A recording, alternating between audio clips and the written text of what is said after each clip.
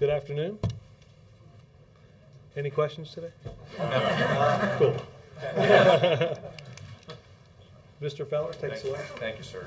Can you talk about what kind of loss it will be for the White House when Ron leaves, and how you plan to deal with it?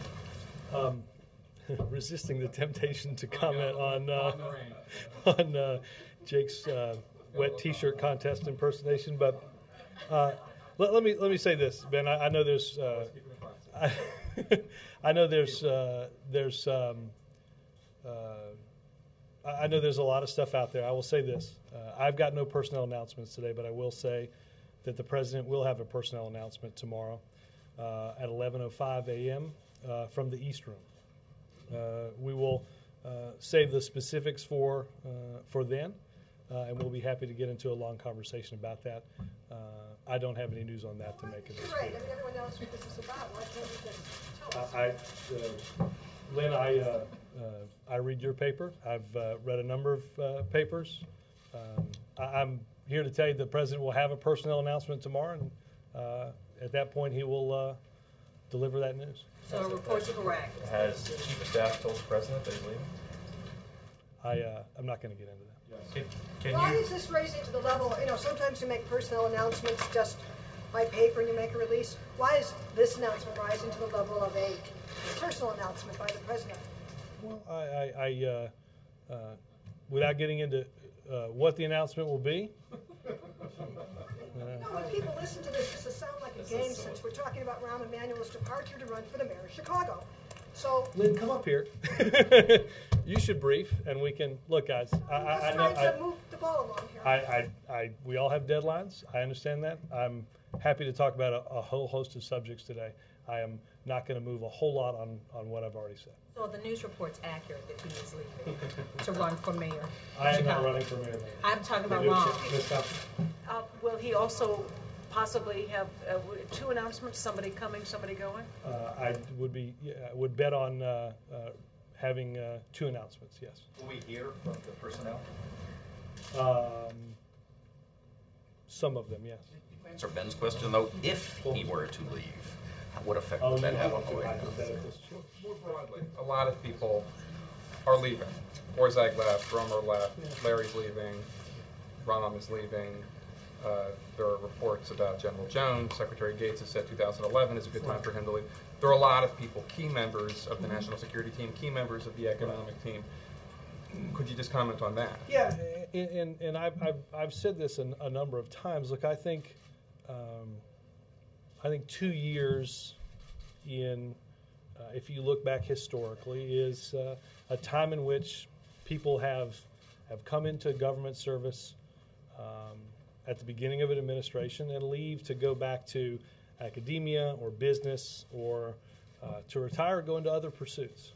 And I think it is, in many ways, the normal rhythm of an administration to do. We have, I think I've said this to a number of you all, the folks that have worked in here for the last 2 years have managed to pack 4 or 6 or 8 or 10 years worth of work into those two. The economic team has dealt with the type of a series of crises, from housing to financial stability to the Recovery Act to unemployment. I would point out, done so in a way, if you look at the news today on AIG, we are, if the common stock that the American government holds in AIG were sold today, that investment would net the federal government $20 billion.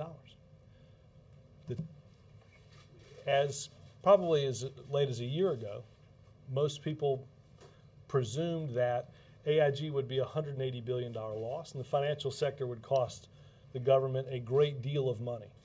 The financial sector, as a portion of TARP, is likely to provide a profit for the government in terms of its investment. So I think, Jake, in many ways, it is the natural course of the way this town works and that administrations work. People have given of their time and of their lives.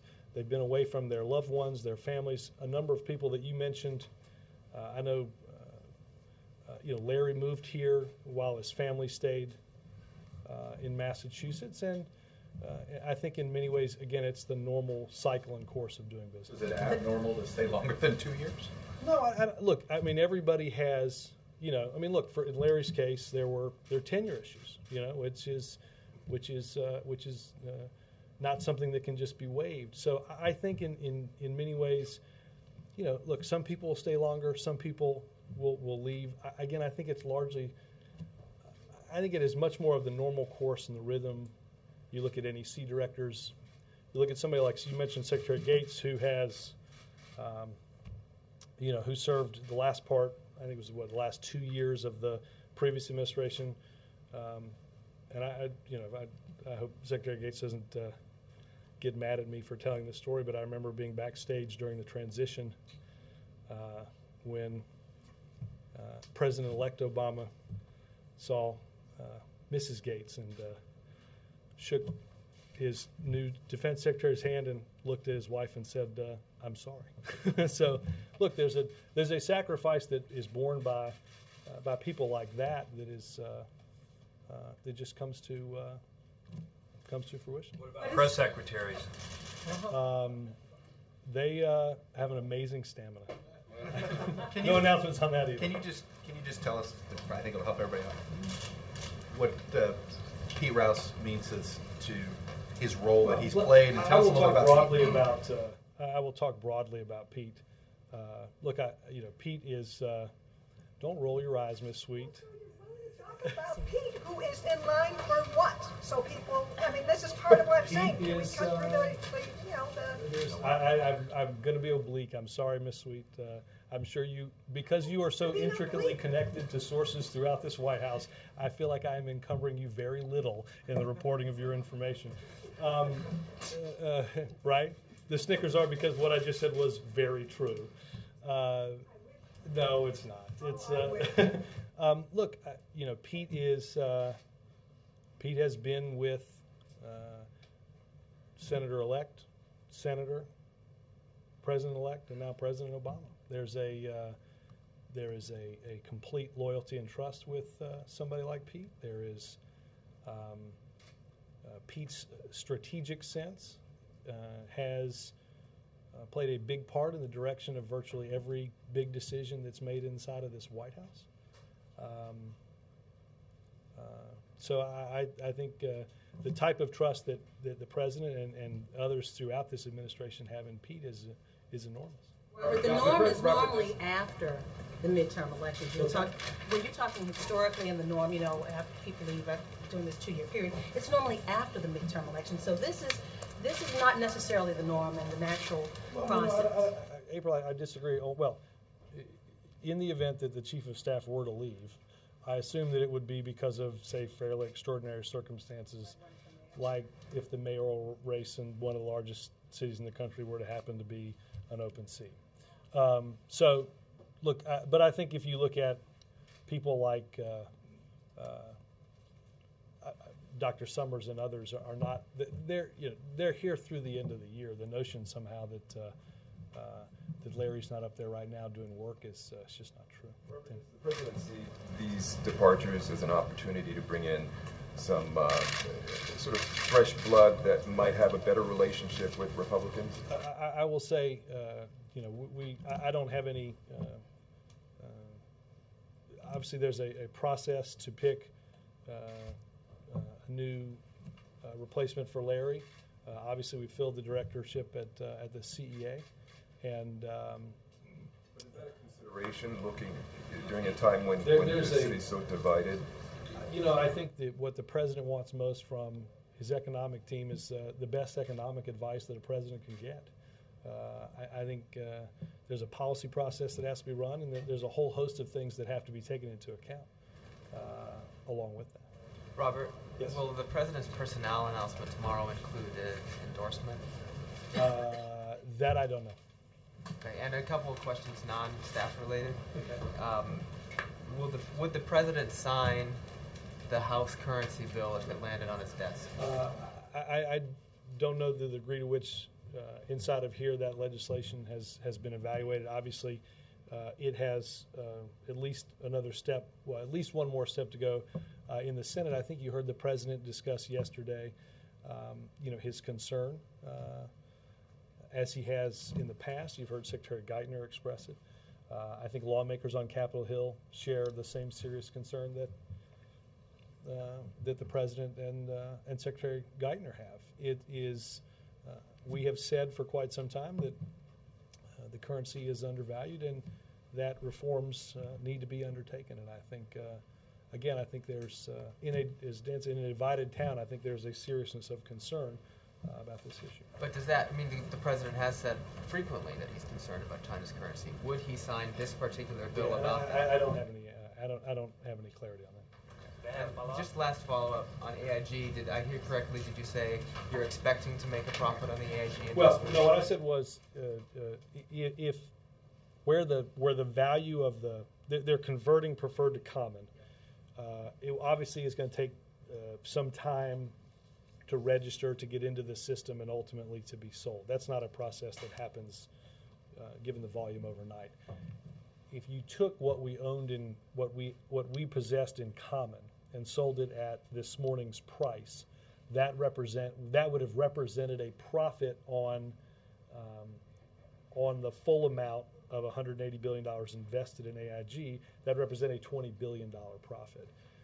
The president at his economic daily briefing today got an update both on AIG and we're in the waning hours of the TARP program. But again, it was talked about how, I think the mid-session review estimate for TARP was a deficit cost of $349 billion. I think right now, the briefing that the president got had that number at under $50 billion. And I think that number is likely only to improve as with money from auto companies.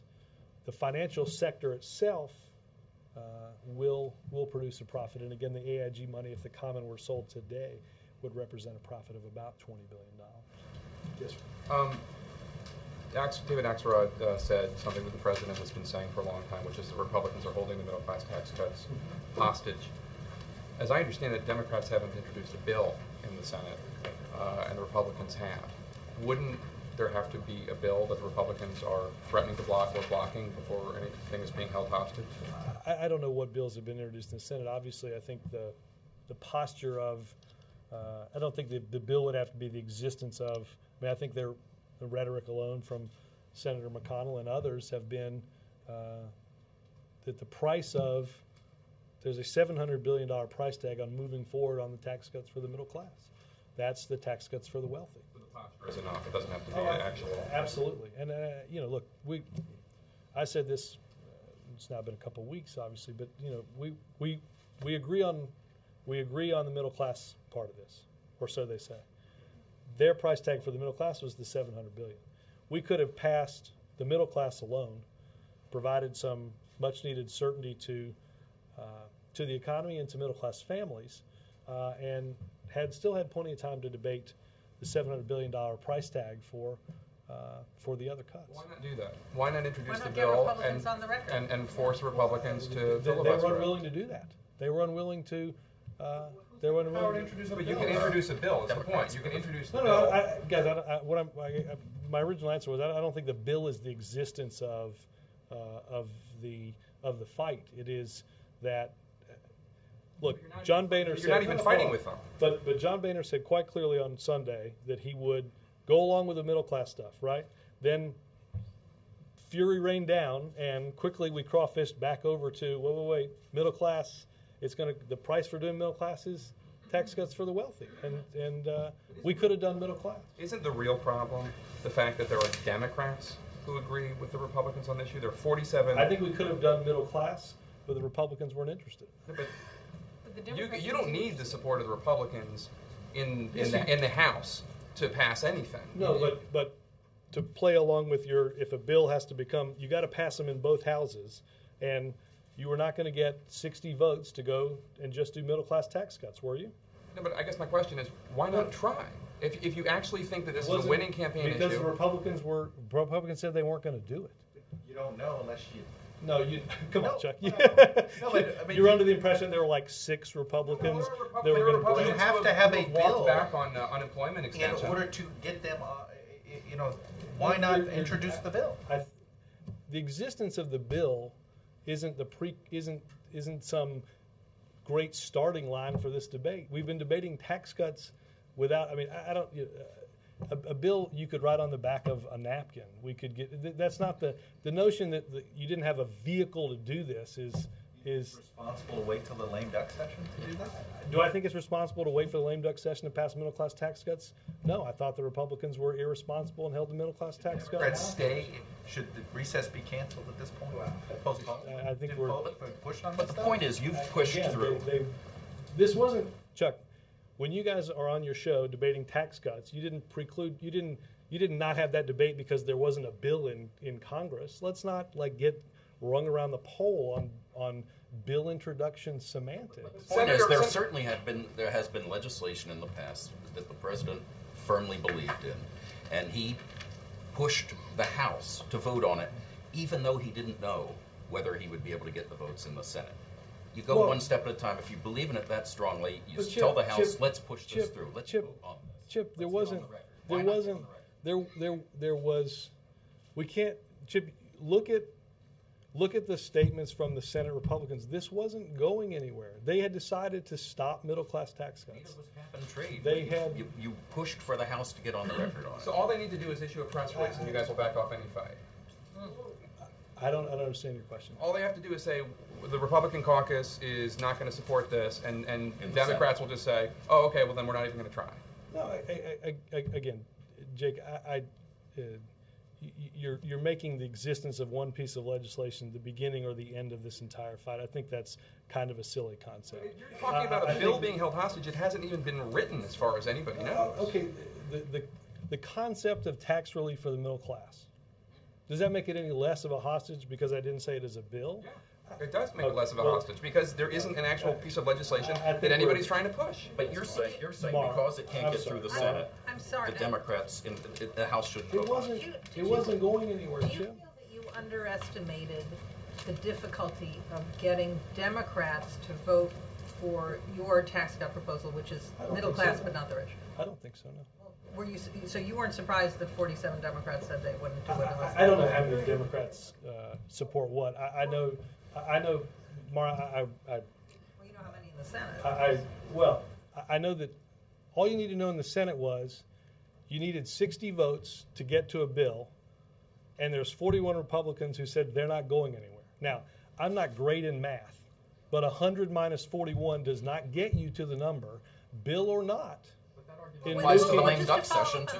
Just to follow up on Well, that. You're not going to bring it up in lame duck. I think Hold on for a second. no. I think Chip. I assume it's going to get brought up in the lame duck largely because we have until the 31st to make some big decisions on this. You're sending Democrats home without the opportunity for them to have said, I voted to extend the middle class tax cuts. Well, again, you didn't give them a chance to do that, and this is Maura, the I season when don't- you're trying to draw contrasts with the Republicans. Why not Because draw Maura, contrast? having worked on probably 8 U.S. Senate campaigns, I don't think a candidate needs a vote to necessarily say what they support. I think candidates are going to go home and say they support extending only the middle class tax cuts. I wish the Republicans would agree. I don't think we should spend $700 billion giving $100,000 tax cuts to millionaires at a time in which we have a budget deficit like it is. I think that's a pretty clear. Putting them at a disadvantage. I think that's Well, a pretty just clear one last statement. question on this in terms of the timing. And there's been so much talk about uncertainty for businesses. They don't know how to plan. They don't know what the tax code is going to be like. These tax cuts have been set to expire for a very long time. Why wait? Why did you wait so long to try to resolve them? Well, You could have had a vote on extending them anytime you wanted. Well, I don't. That's a better question for somebody up on Capitol Hill.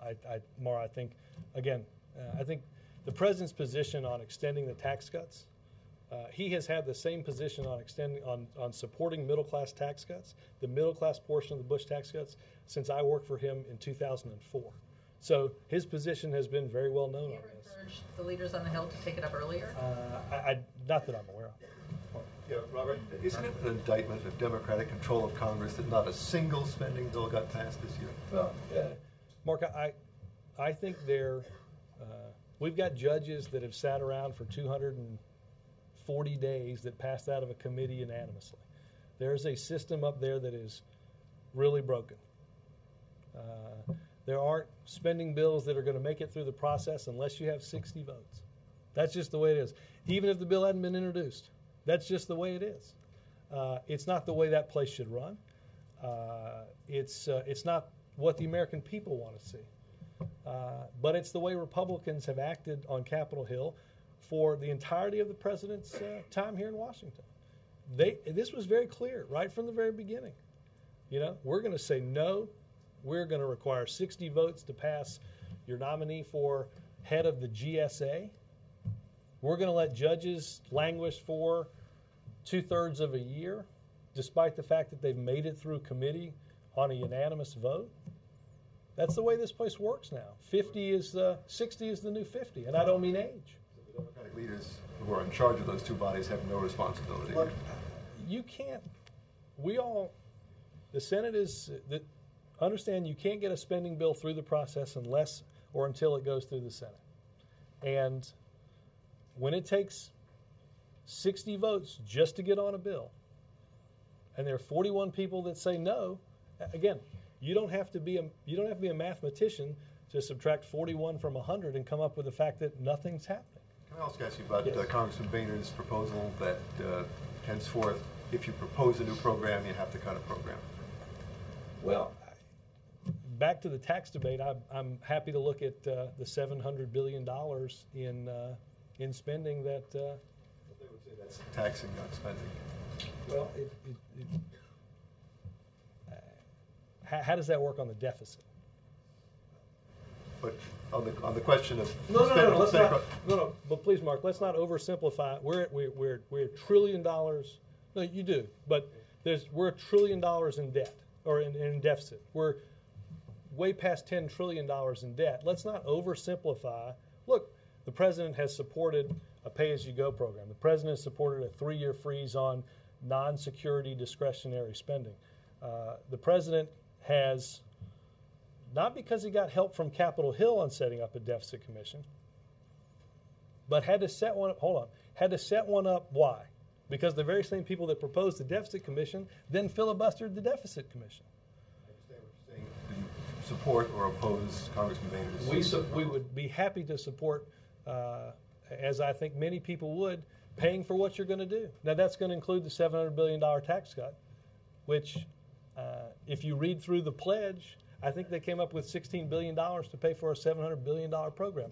Again, you don't have to be much of a math whiz to figure out that's just cute rhetoric. You talked about the extension of the tax cuts. What is the president telling the congressional leaders that what else he wants in the lame duck session? How ambitious? Yeah, I will get a readout of what they're going to do, what they discussed afterwards, and we'll send that around. But talk a little bit about the lame duck session that you're Well, look, going to have. I think obviously there's some important business that I think the president thought we were close to finishing. There are obviously some judicial nominations that the president is keenly aware of and interested in. There's a host of appointments that need to be acted on. Obviously, the child nutrition reauthorization is an important thing, and obviously the tax cut legislation. That's not to. I don't know what the date is of when they're going to come in. Obviously, that's going to be a big part of the conversation. That's not an exhaustive list, and I'll get anything else that they may have talked about. Robert? Yes, sir. Interior Department came out with new offshore drilling rules today. Does that move us closer to lifting the moratorium? I think in many ways it likely does. We have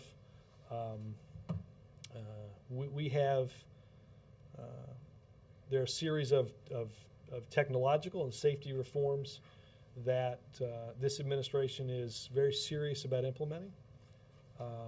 that need to be implemented and secured prior to the lifting of that moratorium. Secretary Salazar received Mr. Bromwich's report, and that is a big step forward in getting this process back online. The president does not oppose the offshore exploration for oil. That we understand that in the energy environment that we're in, that no single source is going to light our homes and power our cars and power our businesses. So a whole host of different sources are going to be needed, and one of those sources is going to be offshore oil. So, but the president just believes, after what we witnessed with BP, that we need to do this in a way that is technologically safe, technologically proven, that we are fully convinced that safety plans and worst case scenario plans do mean exactly that.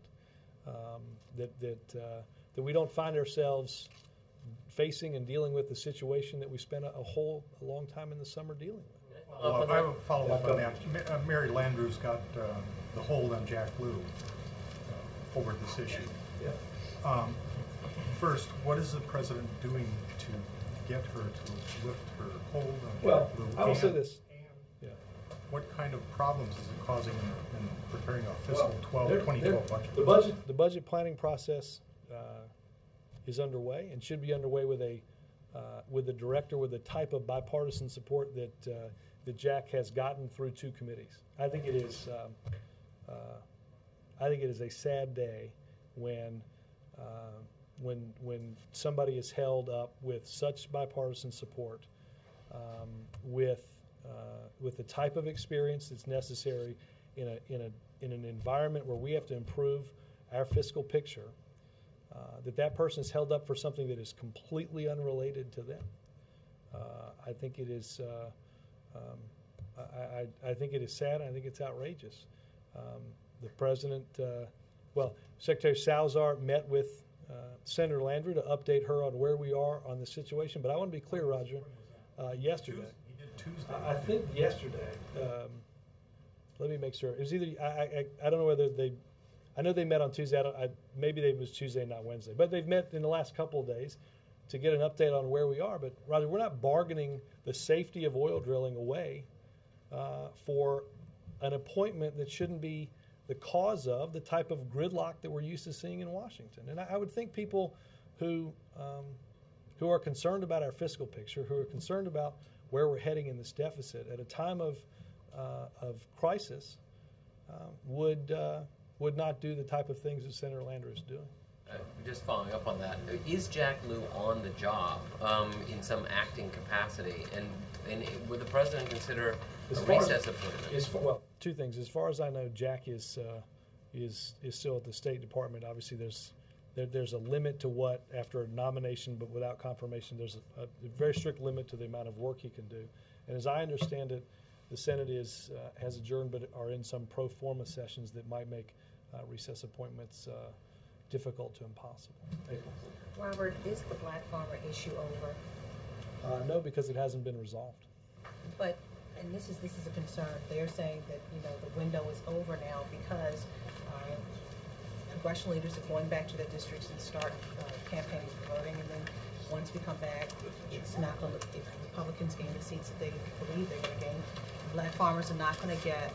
Well, obviously this is on a whole host of things that this administration and many on Capitol Hill think need to be resolved and should be resolved. And now that they've left for recess, we'll be left for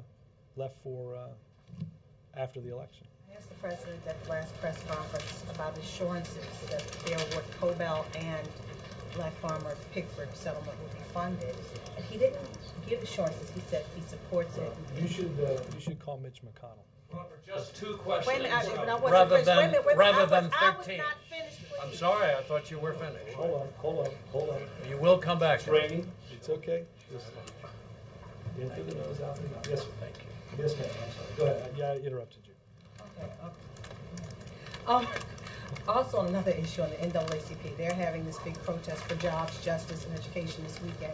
What does this White House say about that, especially as the president has been working with the NAACP and other civil rights organizations and talking about promoting jobs and making conditions right for jobs, and they are going to have at least 80,000 out here on the weekend protesting. What does the White House say about that? Well, look, April, obviously this administration, as I've said before, the issue that this president and this administration spend the most time on is the economic recovery, financial stability, ensuring that small businesses have access to capital so that they can expand and hire new people, creating jobs, ensuring that the Recovery Act, as we end the fiscal year, is doing what it needs to do. That's been the focus of this administration from the first moments of walking in this door, and it continues to be, because even as we look at data on a day-by-day basis, like GDP and unemployment claims, obviously there is a recovery that, while we're headed in the right direction, as you've heard the president say, is